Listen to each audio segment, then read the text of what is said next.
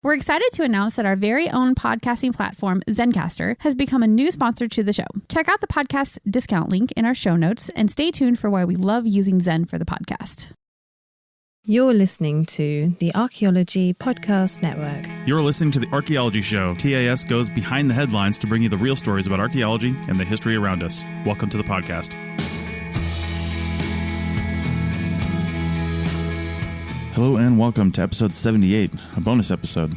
This is the live recording of You Call This Archaeology with me, Chris Webster, and Richie Cruz from happyarchaeologyfuntime.com. Today we ramble on about a lot of things, including your career in archaeology.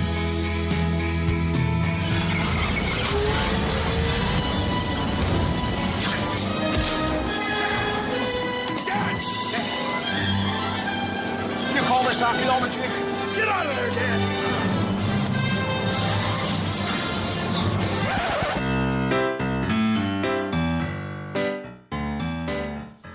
All right. Yeah. Oh. Well. Oh, interesting. You're a lot louder than I am.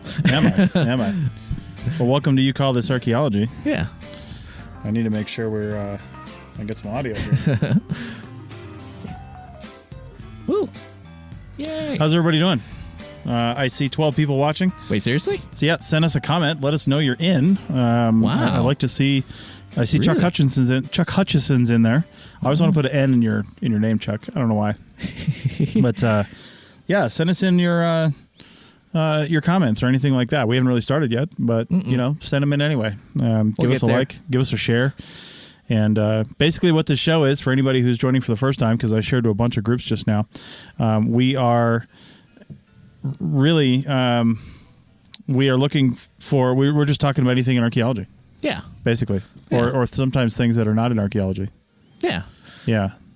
So I don't know. Like the fact that it's a really weird winter. Yeah. So far. Yeah. Yesterday it felt like I was back in the Bay Area. Yeah. Yeah. Well, there you go. That and the fact that Windows kept reminding me that Windows 7 is ending, support for is ending. So I uploaded. So it was a really easy process on Wait, you're still on Windows 7? For two of my computers I was. Whoops. Oh, wow. But the thing is, on my laptop, the one I use as my backup desktop. Yeah, yeah. It was super easy. I just downloaded it because they say that support for it has ended, that the free version has ended and that you have to pay for it, but that's a lie. Sure. So I did it anyway, and it worked, and it was super easy. But for there's something wrong with my desktop. I suspect the BIOS might be a little old because I'm up to the newest version. Sure.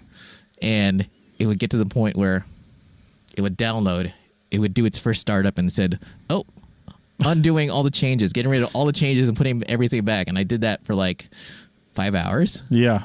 Because it was like an hour each time. Yeah. It's like, yeah, that's not going to happen. Right. Which led me down the rabbit hole. And now I'm like, God damn it.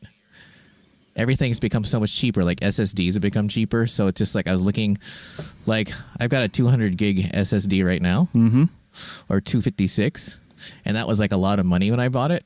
Yeah. And now 500 gig SSD is like $60, and I'm like, well, if I'm going to bring it in to have the new clean install of Windows 10, should I go with a bigger hard drive? Right. And then if I'm going to go with a bigger hard drive, should I go with an internal Wi-Fi/Bluetooth card, which is like $30? Yeah.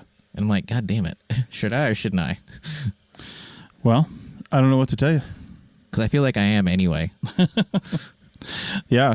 Hey, real quick, I'm having an issue on my side. Oh, you are? Yeah, I can see everybody on my phone here, and I see that we're live, but on my streaming side, on the Facebook page for streaming side, I still see the standby screen, and I'm not really sure why. Wait, really? Yeah, I think the comments are probably live, but I'm going to keep my phone. That's why I keep looking at it here. Oh. I'm going to keep this up and just to make sure that the stream is still good and that so I can see any comments that come through. Oh my God! Speaking of your phone, have you seen the new? Have you seen the iPhone 11 video, iPhone 11 Pro video that was shot by the director of John Wick? No, I haven't. Looks pretty good. Yeah. I mean, obviously, well, do that too, but obviously had all the extras that, like a stunt coordinator and and a giant crew. Sure. But still, it's amazing what you can do with them these days. I can imagine. Yeah. The only problem I've been having is audio. Yeah. At least there's some quirk in my phone where It resets itself to go back to internal audio every time I end the clip and start it up again. Oh, you got to reset it? Yeah. Oh, and it's interesting. This is a brand new case because I was I was heading to Coffee Bar last Monday and I left, and then suddenly the audio cut out. Like, oh, I dropped it. So I walked straight back to Coffee Bar thinking I left it on the counter. But it turns out I had dropped it on the road. Oh. Yeah. And a car ran over it. Oh my God! And your phone was okay? Yeah, completely fine. Wow. And the only thing that was wrong was that the screen was cracked. Not this, the phone screen, but the case screen. Yeah. Yeah. And so I just bought a new one. I'm like, wow, that's cool. You could even see on the old screen, on the old one where the car dragged a little. Jeez. Nice. So if you ever want to ever doubt the power of OtterBox. Yeah, indeed. Well, so hey, let's bring in a few topics here. Yeah. So I know one thing we were talking about before the recording is RPA again. We talked about it last time, but now there's been a lot more response and reaction to the Register of Professional Archaeologists announcing that they have a new RA phase. But the biggest thing, I guess, we're not going to rehash all that, but the biggest thing is people thinking that this professional organization that we have is actually a scam and it doesn't do anything. See? Yeah. So, I mean, they do stuff. Most of what they do is legal action with people basically.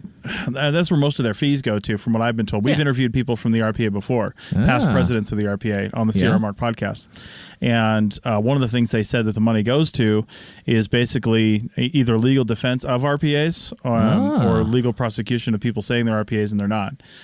Basically, because that's interesting. Yeah, because that's what that's for. I mean, if you're not in the RPA, you can't call yourself an RPA, and they really watch for that. Interesting. But you might ask, well, what the heck is all that for? Like who cares? But it really comes down to, as I mentioned, probably last time on this show, and definitely on the Sierra Mark podcast, is basically the RPA is as important as we want it to be. Yeah, it's as impactful in our careers and our lives as we want it to be. Yeah. If we don't give it any value, then it's simply not going to have any value, which is a conversation we need to have. Well, it's like that union that they came up with in the 90s. Like, obviously it died because people wouldn't participate. Yeah, everything, as we know, takes participation. Yeah. I was just looking at my my Civil Air Patrol squadron. I've got 94 people in the squadron, and I'm willing to bet, if I had to really look at it, 30, 35 people probably are really active. Really? And then another 10 on top of that are semi-active. And then the rest of them, probably half the people in the squadron, are just not active at all. They pay their dues every year, but they never come to anything. They never do anything, which is fine with me. We got plenty of people that can do everything we need to do. But plus, you have enough room for 90 people in a meeting. Well, exactly. If we had 90 people show up to a meeting, I wouldn't know what to do with them, which is a weird problem, right? Like, we keep accepting people, but it's like, I if they actually all showed up, we'd kind of be in trouble. But that's the thing with it's the opposite problem with a field tech or with a professional organization in archaeology. If everybody showed up, that would be a good thing to have as a problem, right? Well, I mean, it's like people put more stock into that March for Science than they do in the RPA. Yeah. Well, and a lot of stuff has a lot more sexy visibility, Yeah. I think the RPA has been around long enough that we all just kind of know about it, but nobody really knows about it. But something new comes around called March for Science, and it's hard not to get behind that. It's also one thing that was brought up, even, the SOI. Like, it's like I've never needed it in the Great Basin. Yeah. I don't know if that's like a necessity if you want to be like, I don't know at what level that would even be a necessity in the Great Basin, yet people are always like, SOI. It's just like... Yeah. Well, and that's, for people that don't know, Secretary of Interior standards. Yeah. Yeah. I mean, you see that listed on like jobs for like, where the company originates in the East. I feel like it's more of an East thing. Am I wrong? No, not necessarily. I mean, people default to a set of standards, and the only standards that we have that are really published and written are the Secretary of Interior standards for basically a government archaeologist. Yeah. Which is what that means. So if people don't want to write their own standards, they say must meet, SOI qualifications. But really, you look at the BLM in Nevada. I mean, that really kind of just falls in line with SOI. They just have modified it a little bit. Yeah. They just don't call it that. Yeah, and it's like, is that what? So that's what they're looking for the DOE. I mean, possibly. I don't know. Oh, interesting. Yeah. So, I mean, for people who don't know what that is, it's like, thing you fill out here in the West, in the Great Basin to prove you can be a crew chief. Yeah. Yeah. So, yeah, I mean, yeah, I mean, so you're right. That is basically what it's based on. Yeah. Like I said, they added some features to it that include what is your experience in these different regions, because they're very concerned with what your experiences is, obviously in those regions. Can you operate, are you qualified for historics or prehistorics? Right. Yeah. I mean, interesting. So that is what the SOI is. I mean, basically, yeah. Interesting, because I always put the fact that I'm qualified to be a crew chief in the Great Basin for prehistorics and historics on my resume, which I was updating last night. Yeah. My God, Word is like, oh my God, Word, I hate you. Well, I should say I hate 365 because obviously the whole point I thought of 365 was that I could work on a document on any computer I wanted, right? Yeah. I mean, maybe I'm wrong, maybe I'm not, but every time I tried to open it on this computer and on my desktop, it said locked. And I'm like, I never locked it. And, it would take a few times of like closing and opening it, closing and opening it and rebooting the computer. And finally, it would let me because it kept saying this document, this selection is locked. You cannot make any changes to it. And I'm like, I never specified that anywhere. Right. Anyway, and then it said make a copy, and then and so it's make a copy to integrate, but it doesn't show you how to integrate the two documents once you're done. Well, yeah. I'm like, my God, you suck. I hate you. It sounds like Richie, you should have listened to the entire Archaeotech episode on word processing. I did. Oh, you poor soul. There you go. I know we mentioned that last time too. Yeah. So, God, I forget. Oh my God, I was watching a vintage tech YouTube channel where they were talking about he brought up WordPerfect and a few other ones. Yeah. In relation to because he had them on a floppy disk and was just putting them in. I'm sure. Yeah. Yeah. Oh wow. Nice. Oh my God, I was just listening. I don't know if this is about to go slightly off the rails, but you call this archaeology. Have you when was the last time you watched the original Mission Impossible? You mean the TV series? No, the Tom Cruise, the first movie. Yeah. Actually, probably this year sometime. I love those movies. Oh, the original first one? Yeah. Did you get a kick out of the fact that the whole floppy disk swapping thing at the end? Yeah. It's like, because I was listening to a podcast, they were listening to that. It's like, wow, the whole world hinges on them getting Wi-Fi in this train. Right. Yeah, it's pretty funny when you look at older movies and the tech that they have in there. I mean, that movie's 99 was 20 years ago. Yeah. Wow. Yeah. That's crazy. I know. 2014 is a long time ago. I know. And the only reason I think of 2014 is because I was at chapel Friday, and I was asking them, what's that? And that doesn't mean church. No. For those of you dialing in from outside of Reno. It's a bar. And they have one of those absinthe towers, and I was asking them about it. And then the person next to me was like, oh, I want to try one. And so he brought it down. And she was telling me that the last time she had an absinthe was 2014. And then I was trying to think of the Speakeasy bar in San Francisco that gives you an absinthe cocktail as on the house when you walk in. Oh, nice. Yeah, I forget what it is. I'm not sure if I've ever had absinthe, to be honest. Really? Yeah, I haven't tried it. Ooh. Yeah. Well, there's plenty of bars. Yeah, I know. I just need to get there and do it. I just never did it. So interesting. Yeah. Oh my God. It sounds like I would like it based on what I've heard. Yeah. Yeah. Interesting. So are you decorating for the holidays? Out of curiosity. Am I what? Decorating for the holidays? Yeah, we have a tree. We just haven't put it up yet. It's a fake tree. Oh, interesting. Because I've been looking for an eco-friendly tree that isn't I don't know. That isn't. I like the one that we got, I think, last year, the year before. It was, it's got lights built into it. And it's just, because I grew up with real trees. Yeah. But it's such a pain in the ass. And I just saw an article about how there's fewer real trees being grown and more people that wanted to buy them. Now, a lot of people around here will get a Forest Service permit and go out and cut their own. But I don't think that's sustainable either. Why are we doing that? It's just not, I mean, it's fun to go out and do, don't get me wrong, but it's not sustainable. Yeah. Oh, it's interesting because I just walked by a real tree coming in here. Yeah? Yeah. No. Oh, right out in the lobby. Yeah. Yeah. And they haven't decorated it yet. Is there some kind of Secret Santa here or something? No, they just decorate for Christmas. Interesting. Yeah. Right. Usually it's before now they have done it, but they're getting a little late on the action. We actually have kind of a holiday party here at the Reno Collective next week. Yeah. They call it the cookie swap. People bring in cookies and you just have cookies. Wow. And they vote on which the best one is.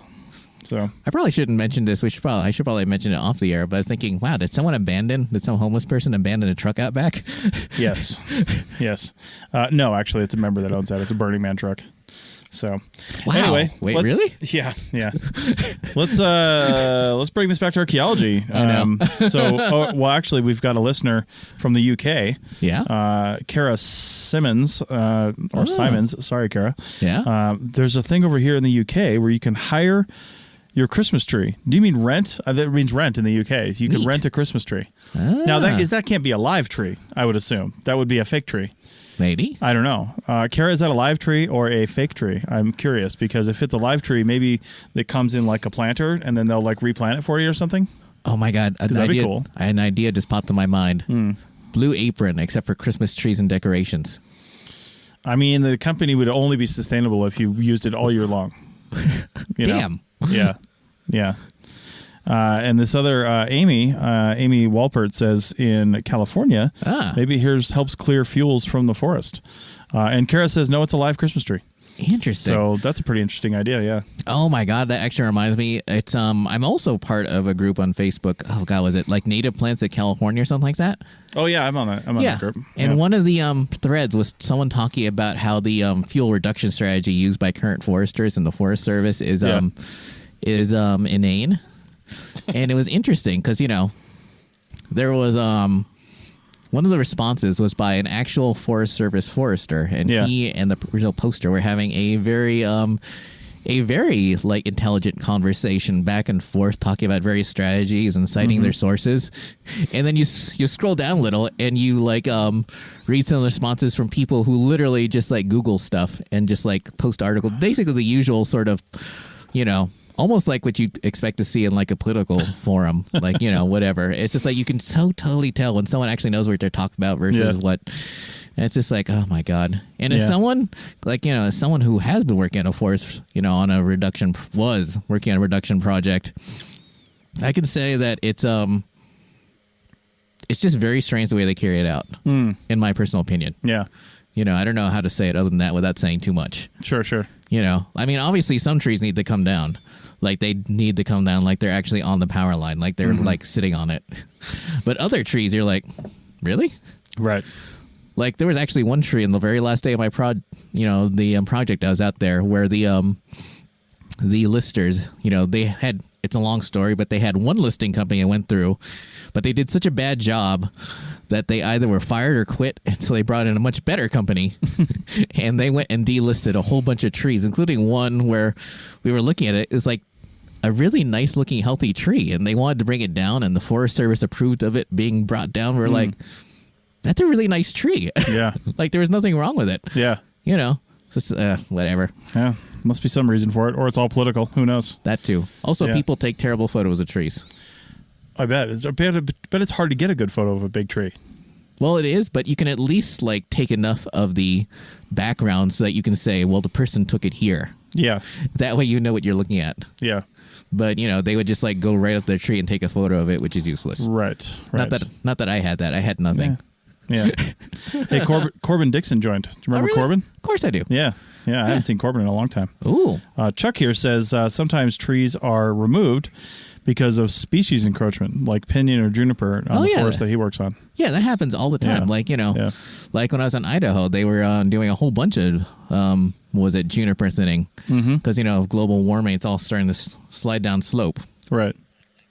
But I'm like talking about like, it's clearly like, I feel like some of those people who don't know a lot about trees, and I'm trying to make conversation about it. Yeah. Because, that wasn't my point. My point was that, you can totally tell people just want to make themselves experts when they're not. Yes. Like Alex Jones. Indeed.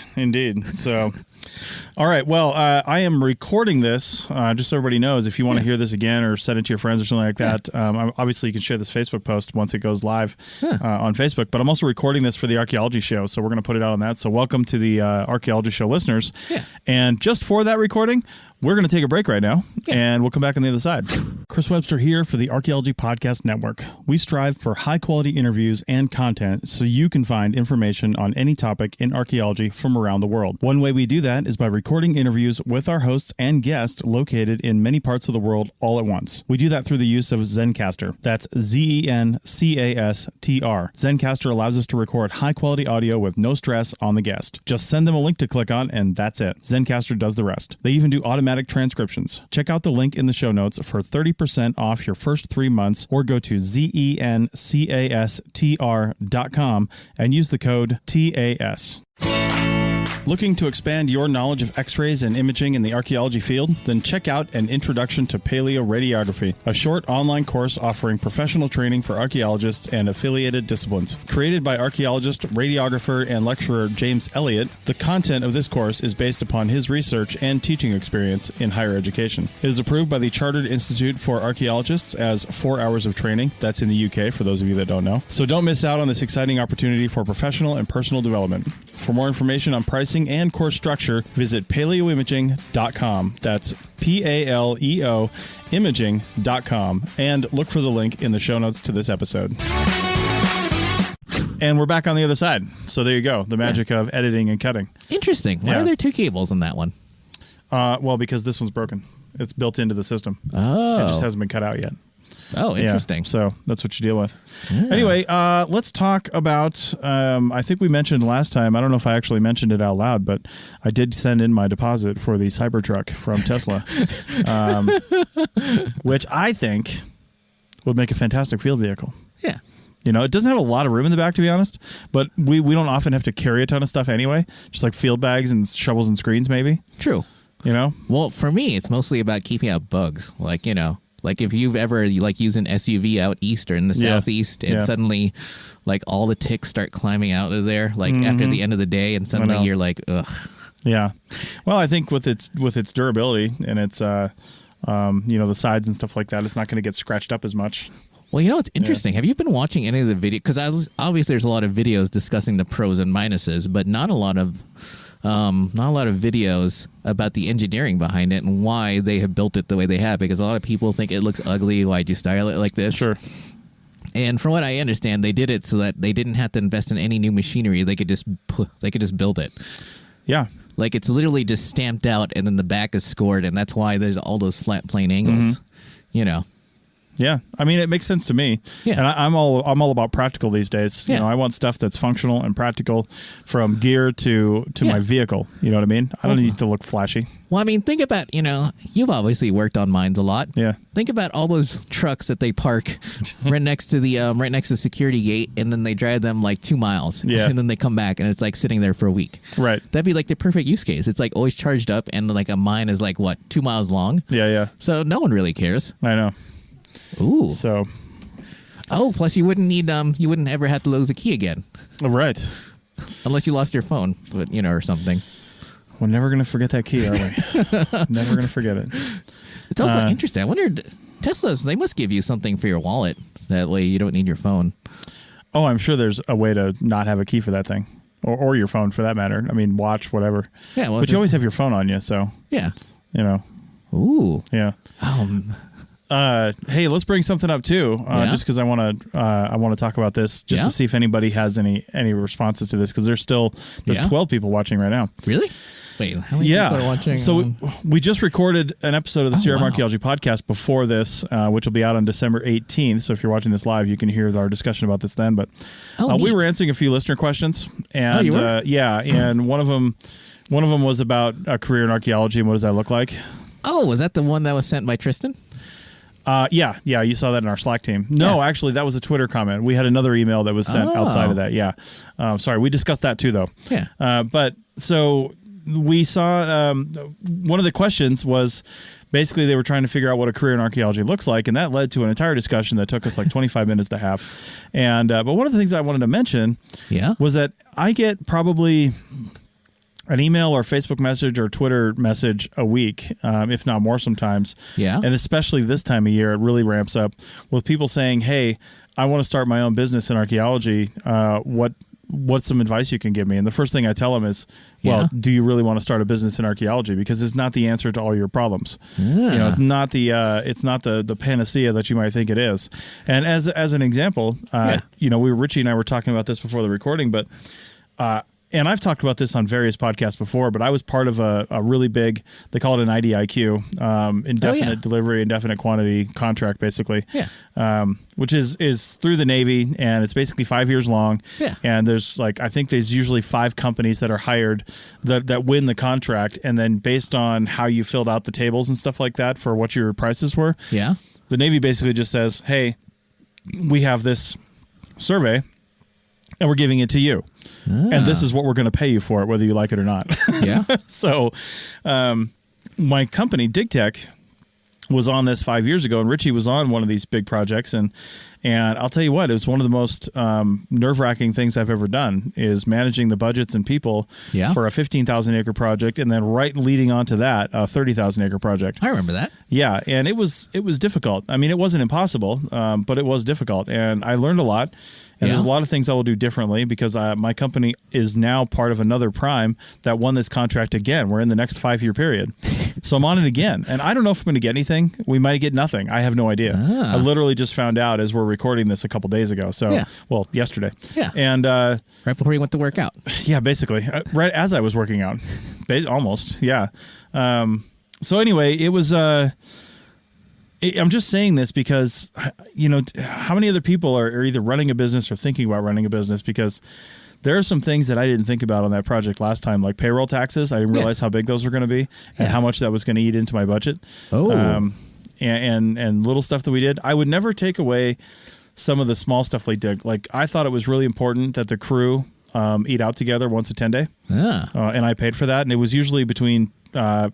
I can't remember what El Centro cost, but at Ridgecrest... Not a lot. No, because we had a smaller crew, too. Yeah. But at Ridgecrest, I had about 8 people total, with myself included.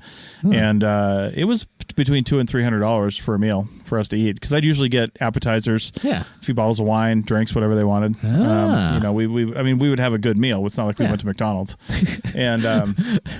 but I think those kinds of things are important. Yeah. Plus the per diem was set by the Navy, so I was only $110. I wanted to make it about $150, but I couldn't do that because it was set by the contract. But I could choose what the hourly rate was. Yeah. So I had what I think is a fairly decent hourly rate. It was as much as I could afford.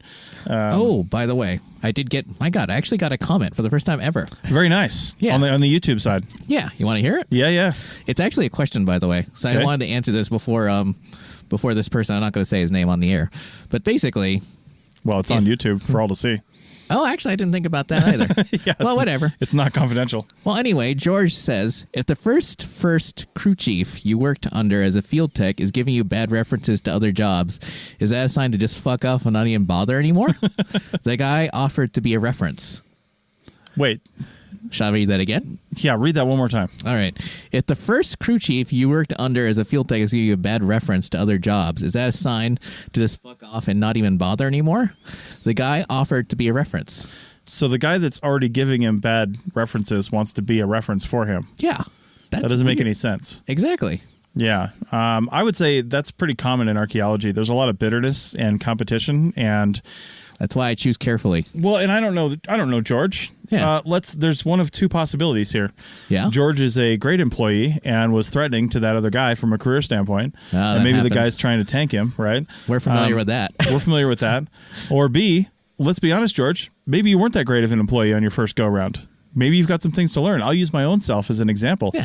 I was a terrible person to be around my first couple projects in archaeology, probably my first few years. Really? Well, I came from the Navy. I came from some other experiences. I didn't come right out of college. Yeah. And I had a lot of leadership training. I had a lot of, management training, things like that. Yeah. And I came into a field where we don't really get that kind of training. No. So I wasn't probably the nicest person to my crew chiefs and my field supervisors. Oh. Yeah. And I realize that now. Yeah. And looking back on that, I mean, I had some people that I worked for in my first few years in archaeology that, to be honest, probably wouldn't have given me that good of a reference. But that's just something I had to learn on my own. Interesting. And then you're going to meet people also that just rub you the wrong way, or you rub them the wrong way. Yeah. And there's nothing you can do about that. It's just personality conflicts. So, there's I don't know anything about this situation, but obviously don't use that person as a reference. Yeah, try to find somebody else within the project or go back to a college reference or something like that. Yeah, like, if you went to field school, I still list my field school, the lead of my field school. Yeah. Just as actually more out of sentimentality than anything else. I bet. Right. I'm not even sure it's the right phone number anymore. Well, and while we're talking about references, I do this in my jobs webinar, but it's basically, don't forget, even if you've got an old reference, make sure just about every start of every field season, you contact that old reference and say, hey, is it still okay for me to be a reference? Because sometimes, even if you're still on good terms with them, like, for example, I'm a reference on your references, but here's the thing. Some companies have a very formatted list of questions that they ask. And if they call and say, hey, when was the last time Richie worked for you? I know. And if I say 5 years ago, then how good is that reference going to be? Awesome. Well, I know. I mean, it's your choice. You can still leave it on there, but the company that's calling may not consider that a valid reference if it's too far back. I know. That's why I'm trying to update my references right now, but it's harder than I thought. Yeah. Because so many people I know have left the business. Right. Like some of them, like within the past couple of months. And I was like, God damn it. Yeah. And other people are just like, they're just done. They're tired. They'd rather drive Uber. Right. Well, and you can always put other references on there for specific things. And maybe there's no reason you can't put some text below your reference that you're turning in and say, hey, this wasn't an archaeology job, but, I did these tasks for this person. And I think those translate to an archaeological career. Now that we're talking about resumes, are you the sort of person who thinks it should all fit on the one page? Or that 2 pages is all right, or more? Well, by definition, I think a resume should be 1 page, and a CV is as many pages as you want it to be. See, that's the problem. Like, I can't do that unless like my font is like 5. No, see, that's where you're wrong. A resume is an extract of your CV. A resume is your contact information, a couple of jobs that fit what the employer is looking for, your education because they need that, your field school because they need that, and that's basically it. Yeah. I mean, you shouldn't have everything on there. Now, your CV, my CV is 8 pages long. Yeah, but the front page of my CV is almost like a resume with the exception of the job stuff. I basically have my education, an extract of my experience on there, for the BLM permitting and stuff like that. Thing is, I tried to whittle it down, but some companies, I just can't, I don't want to take off, but then I realize it doesn't quite all fit. Well, you shouldn't have to whittle down your CV. No, my resume. Your resume. And who actually asks for a resume anymore? But, most people ask for a CV. Oh, do they? Yeah, I've never turned in a resume for an archaeology job. Interesting, because I've never turned in a CV. Oh, well, it always says turn in your CV or something like that I've seen. Interesting. So, honestly, I don't really know. Oh, one other thing. What's the minimum font size you'd use? Oh, 10, 11. Damn it.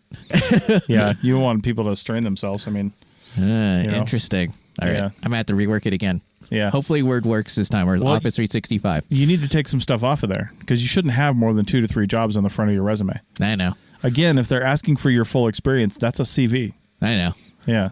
Plus, they can look at my LinkedIn if they want to see everything I've ever done. You can always head over to patreon.com/Team Black. And I'm pretty sure that the jobs webinar that I have up there, which is only about 25 minutes long, which teaches you all these things, I'm pretty sure that's either free or at the lowest level at like $3 a month or something like that. Oh, and stay tuned to see if it qualifies you for an RA.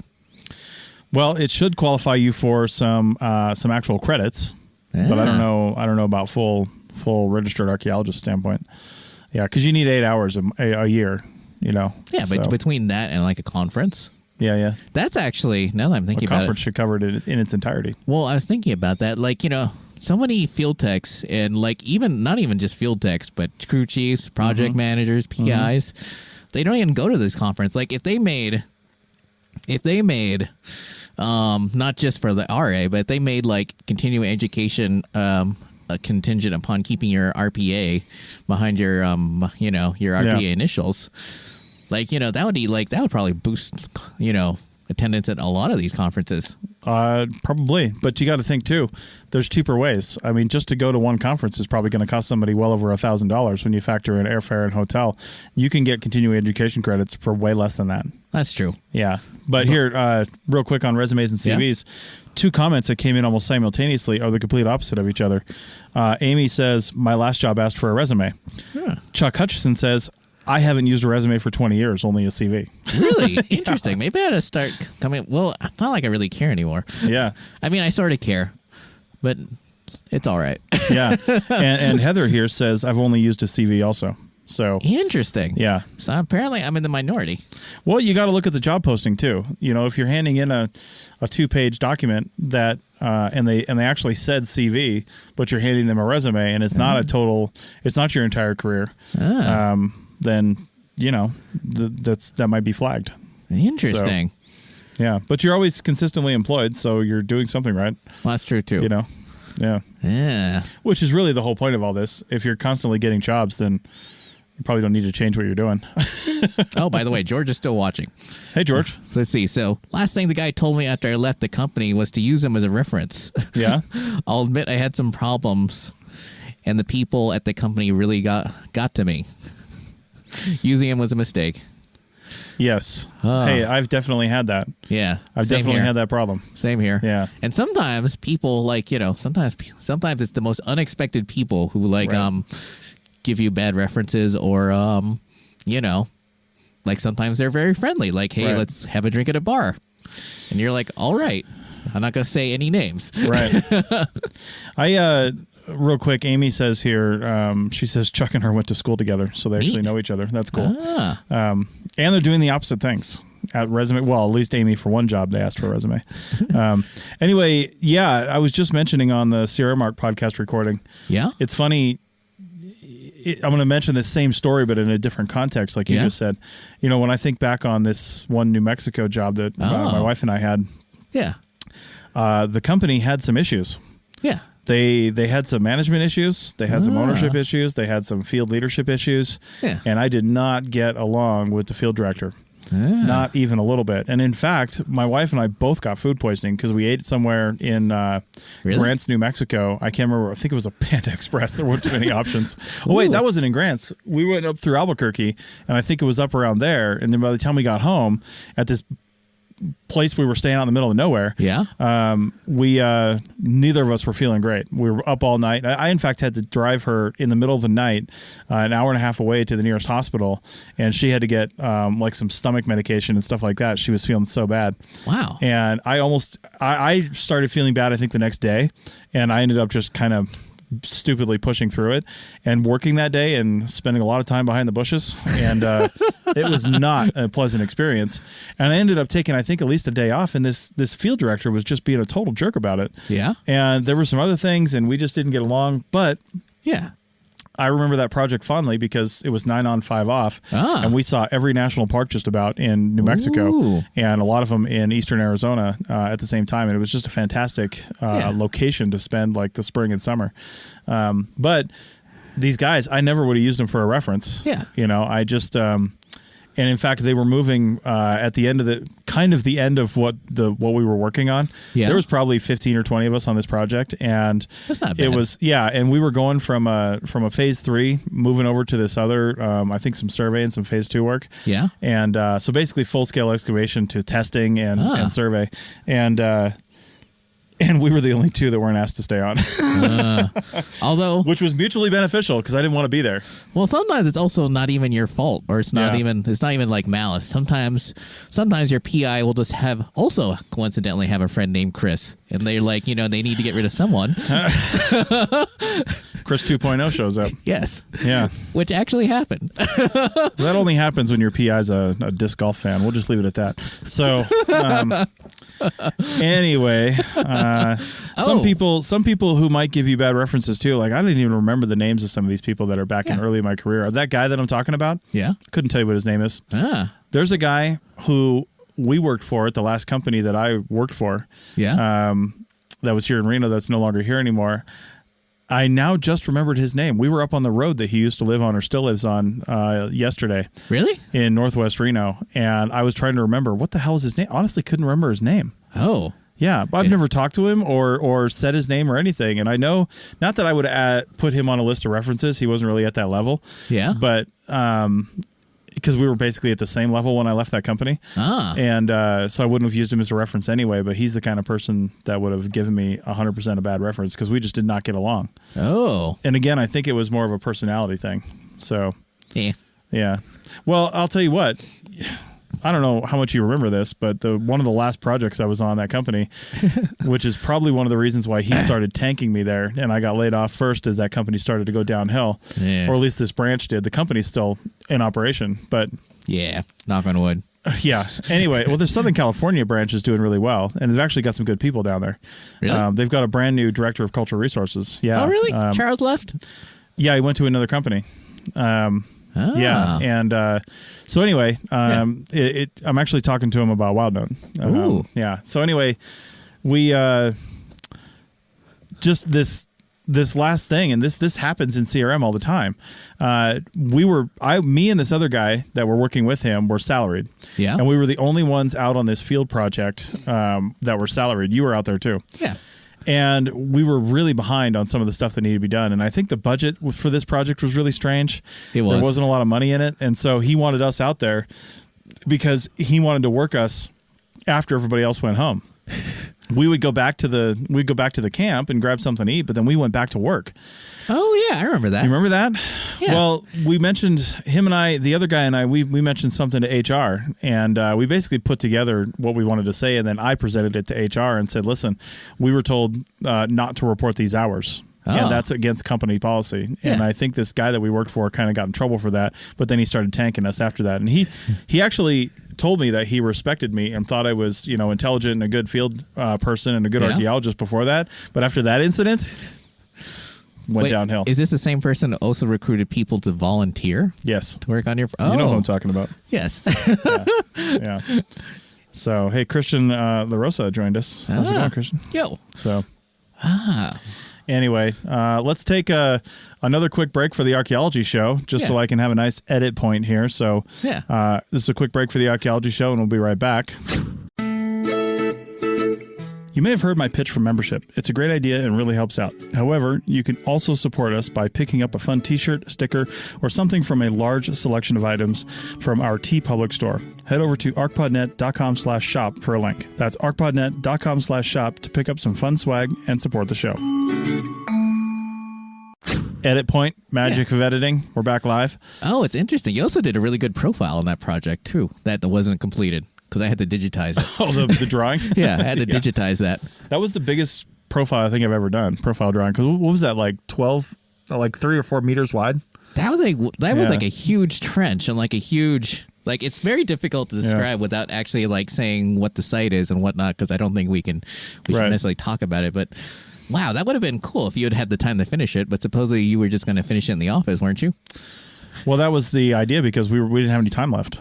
Yeah. We were out. We were done. Yeah. And then they, it wasn't that, they didn't lay me off right then, but they also didn't give me any more time to finish it. Yeah. Yeah. I just didn't get the chance. If I'd done that digitally rather than on paper, I would have had time in the field to finish it. Or if you had just taken they had allowed you to take field photos. We did have photos of it, didn't we? Oh, we did? It must have. Yeah. Oh. So. Interesting. Yeah. I don't know. Interesting. You couldn't have just taken time. I guess, well, whatever. I just always thought it was interesting when people would take time, like from budgets from other projects to go wash trucks or whatever. Yeah. The way archaeology works. I know. Hey, before I forget, because I don't know, our schedules are so wacky. Yeah. I don't know when we'll record next, but I'm going to Charlotte, North Carolina from December 23rd to January 1st. And I'm starting to put out on some social media stuff, not much though. Yeah. Not much yet, but to see if they want to have like an APN fan meetup and do some recording or just have a chat in Charlotte during that time. Oh. So I don't know if anybody's local over there. I know Christian's over in that area, but I think he's more down in Georgia, South Carolina. I don't think he's in North Carolina. I don't know.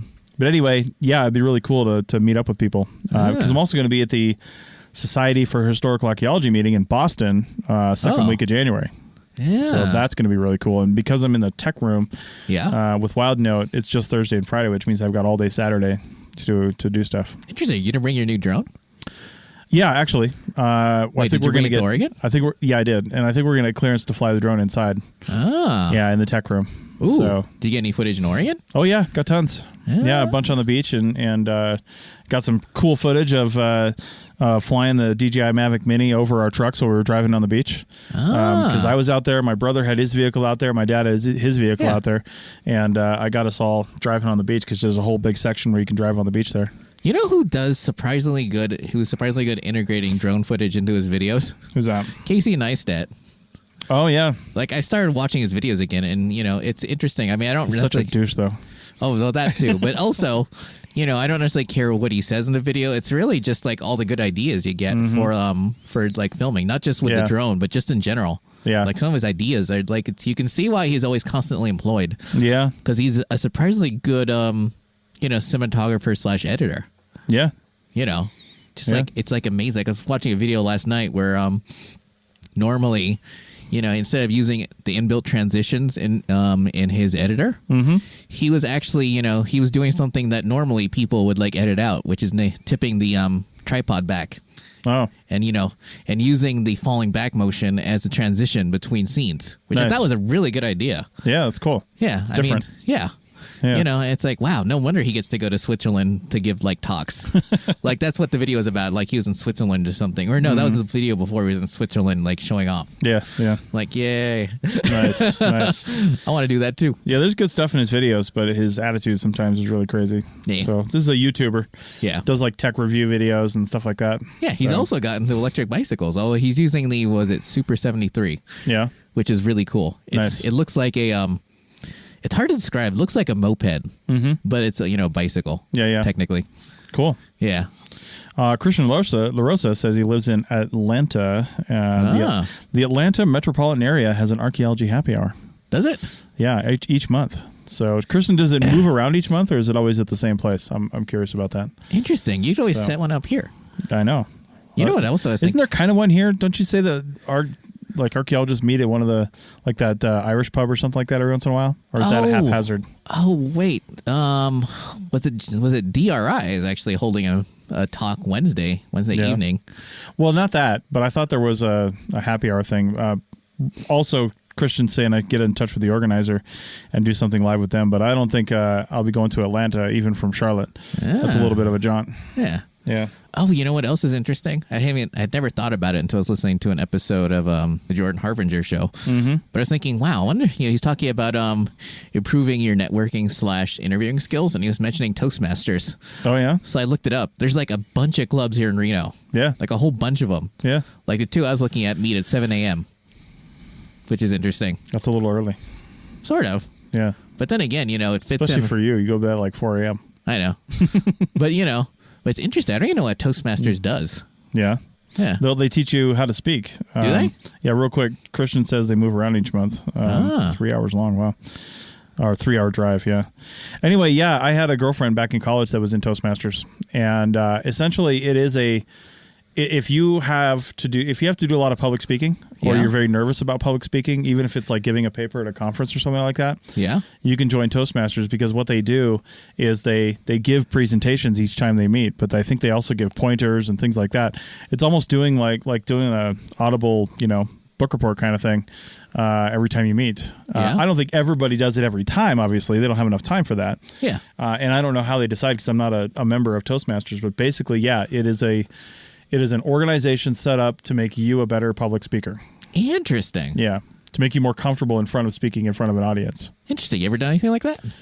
Well, I don't really need to. I'm not uncomfortable speaking in front of an audience. I speak in front of lots of people all the time. So from the podcast, which doesn't really count, I don't think, to doing big demos and stuff like that for companies, for the couple companies I'm working for. We do virtual. It's virtual, so I'm not actually standing in front of them most of the time. Yeah. But I've never really had a problem with that. I mean, every 2 weeks with my Civil Air Patrol Squadron, I'm sitting in front of 40 people, and giving a presentation every 2 weeks. I'm doing one tomorrow night. Oh, so, yeah, our meetings are second and fourth Monday of the month. So, it's something that I've always, I don't know about always, but for the longest I can remember, I've never felt that much discomfort doing that. So. Before I forget, did you want to give a shout out to Current Archaeology? Yeah, that's a good point. So the Archaeology Podcast Network turned 5 on December 1st. Yeah. That was when we decided to really launch multiple shows, basically. Yeah. And it was oddly enough, during that 5-year project. I was on that. the long project I was on, yeah. Yeah. Anyway, Tristan, our co-founder, got a write-up in Current World Archaeology. Oh, is it Current World Archaeology? It's Current World Archaeology, yeah. Oh. So not a publication we see a lot over here in the United States. No. I think you can probably find it at Barnes & Noble or something. Oh, really? Yeah, and they have a huge magazine rack. Oh, that's true, too. But it's bigger over in the rest of the world. And I think one of the reasons it might not be as big here is because we have Archaeology Magazine, the magazine of the Archaeology Institute of America. Oh, and then there's the other one I used to... Oh, God, I always forget the name of it. There was a better one that I used to... it was put out by the Archaeological Conservancy, I want to say. Is that American Archaeology? Yeah. Yeah. I always thought that was better. It's more journalistic, I think. Yeah. In the fact that it's got more report style articles in it. Yeah. Fewer though. It's a smaller publication. I always forget. Was it the AIA? I'm not sure how much you were paying attention to Twitter, but there was a thread about, I forget, the current journal.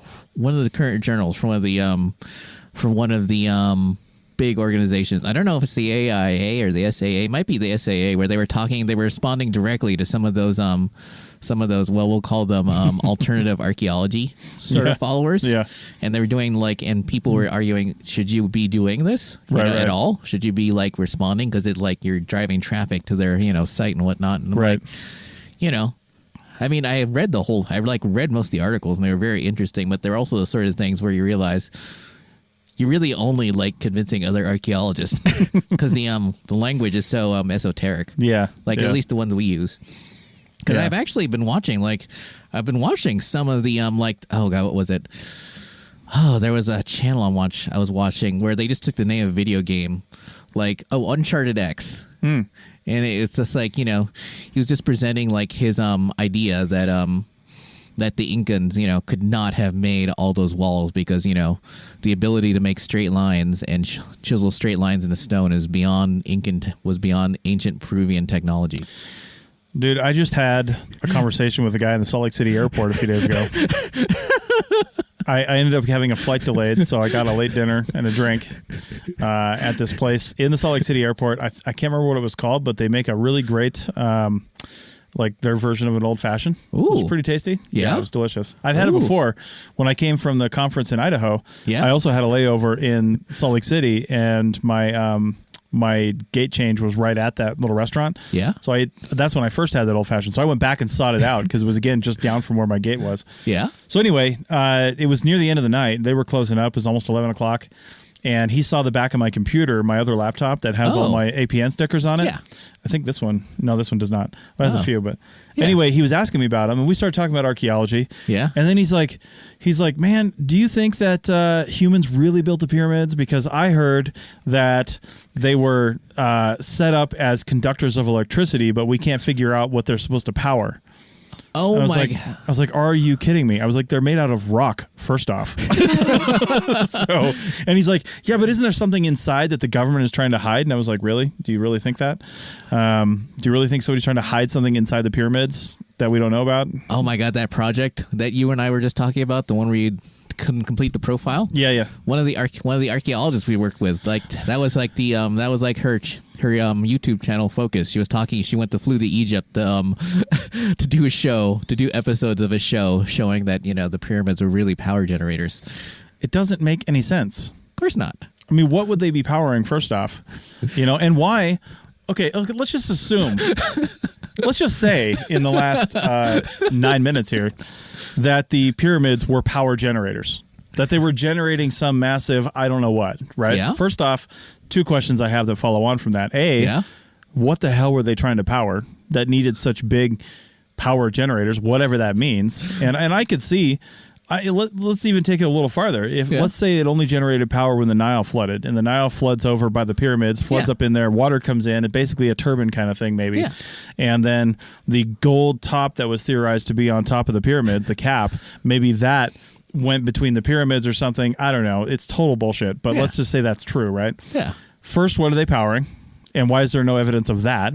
Yeah. And second, why is there no increase in the rest of their technology? Why is there no evidence of other electrical power generation or electrical devices or things that you can create and do with electricity that are part of Egyptian culture. Egypt is almost as good as like ancient Greece in the number of artifacts that we have. Yeah. They're just everywhere. Well, the thing is, the Uncharted X, his thesis was that the Egyptians found all this stuff. The Egyptians, Peruvians, the Incans found all this stuff, and they repurposed it, and therefore all the technology, they like didn't understand the technology that all this stuff was powering. Therefore, they got rid of it. Yeah, but it still doesn't matter. It's archaeology. Where's the rest of it? Exactly. If they found it, why can't we find evidence that these things existed? Well, and that's the thing. Like, I feel like we deal in like tangible things you can hold. That's like the thing people don't understand. We're not historians. We don't just make up like we don't like write histories. Right. We just report. We just find stuff and report what we found, and then we create. And then we can make suppositions about a society based on what we find. Right. Whereas they, a lot of these channels, a lot of these conspiracists, they start off with like a story, and then they try to make all the evidence, what evidence they can find fit, and then the rest of it we're just hiding. Yeah. Like, yeah. I mean, think about it. Like you hand a child a crayon. What's the first thing they can draw? A straight line. Sure. And yet, for somehow there has to be a precursor Egyptian, precursor Incan civilization that created all these giant blocks. Because if you get like 10,000 people, they can't like move these stones, and they can't like create straight lines, which is stupid. This kind of goes along with another thing too. And on the Archaeotech podcast, we talked to a gentleman that had done research into the Chacoan road network. Oh yeah, that was the latest one, right? That was what? That's the latest one, isn't it? I think that was the last one. Yeah.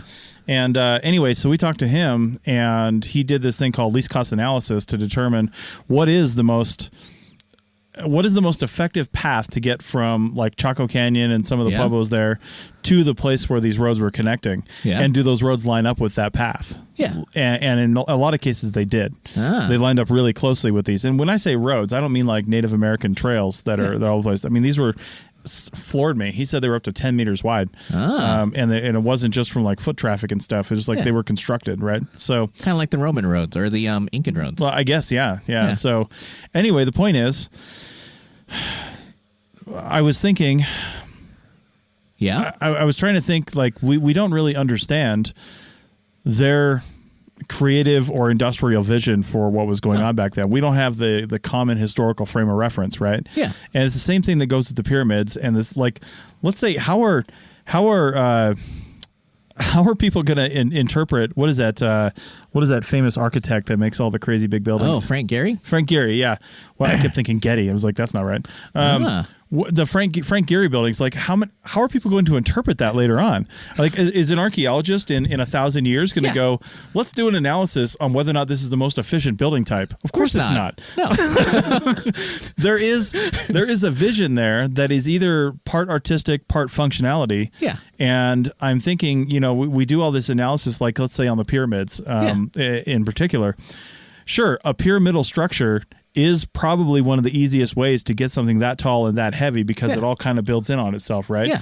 And you'll see that just naturally building stacking up a pile of sand.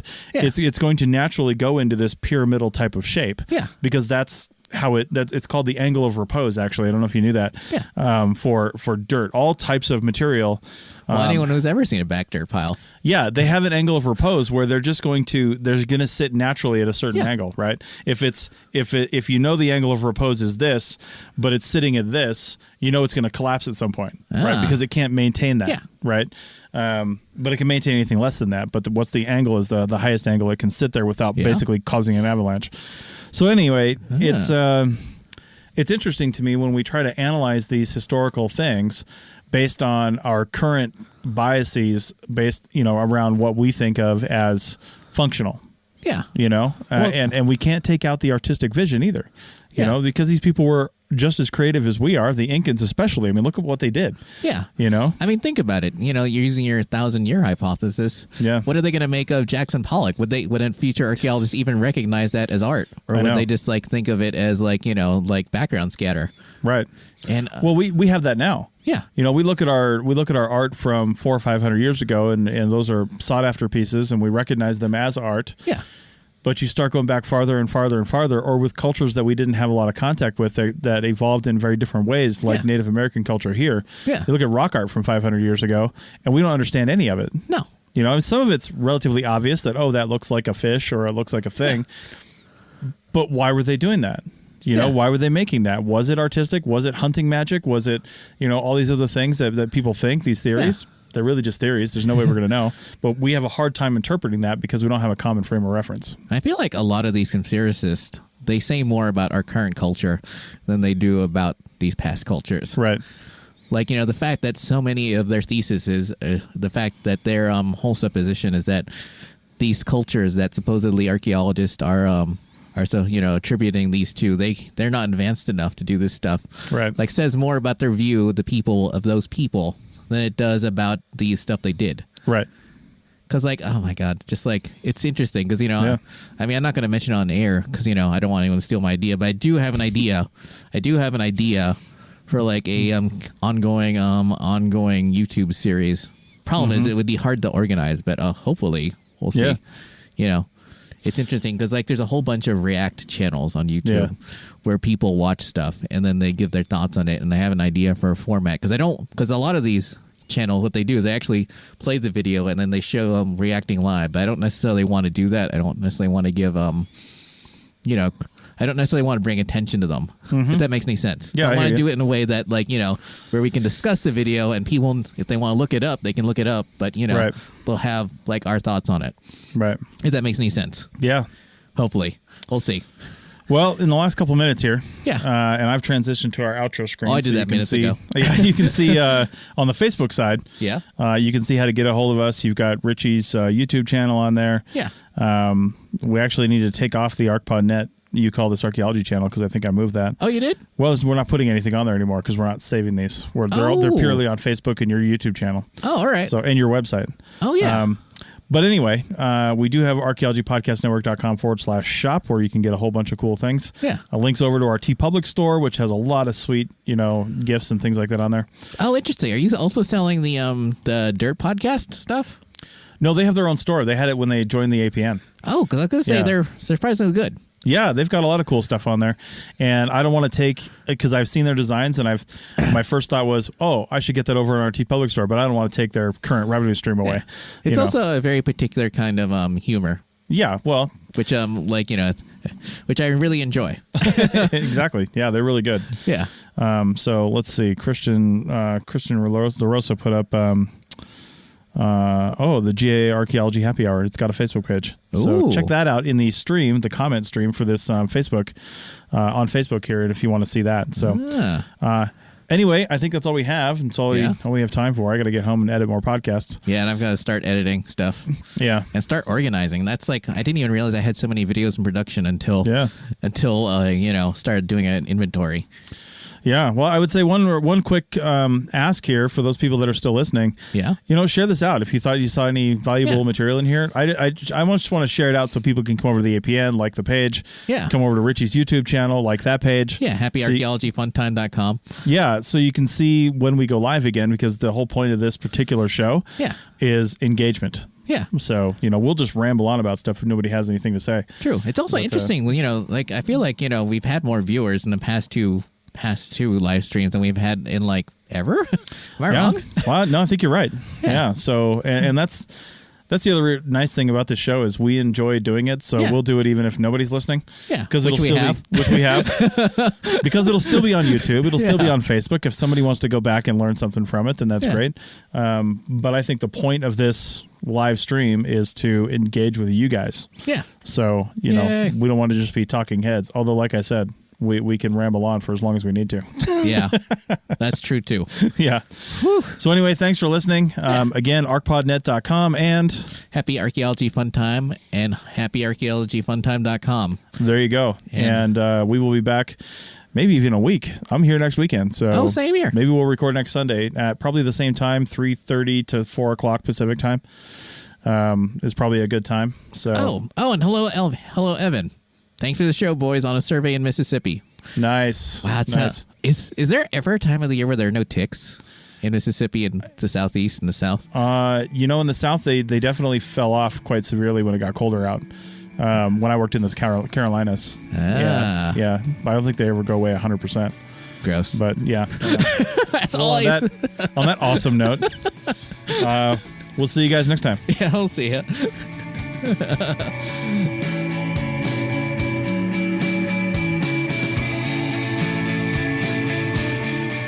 Thanks for listening to the Archaeology Podcast. We hope you enjoyed it. You can provide feedback using the contact button on the right side of the website at www.archaeologypodcastnetwork.com/archaeology. Or you can email Chris at archaeologypodcastnetwork.com. Please like and share the show wherever you saw it so more people can have a chance to listen and learn. Send us show suggestions and follow ArcPodNet on Twitter and Instagram. This show is produced by the Archaeology Podcast Network. Opinions are solely those of the hosts and guests of the show. However, the APN stands by their hosts. Special thanks to the band Sea Hero for letting us use their song I Wish You'd Look. Check out their albums on Bandcamp at seahero.bandcamp.com. Check out our next episode in 2 weeks, and in the meantime, keep learning, keep discovering new things, and keep listening to the Archaeology Podcast Network. Have an awesome day.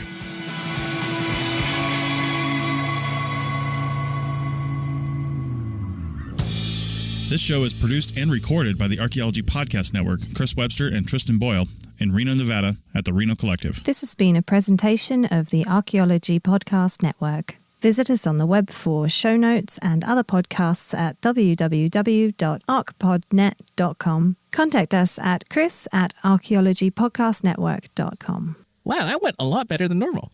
Thanks again for listening to this episode and for supporting the Archaeology Podcast Network. If you want these shows to keep going, consider becoming a member for just $7.99 US a month. That's cheaper than a venti quad eggnog latte. Go to archpodnet.com/members for more info.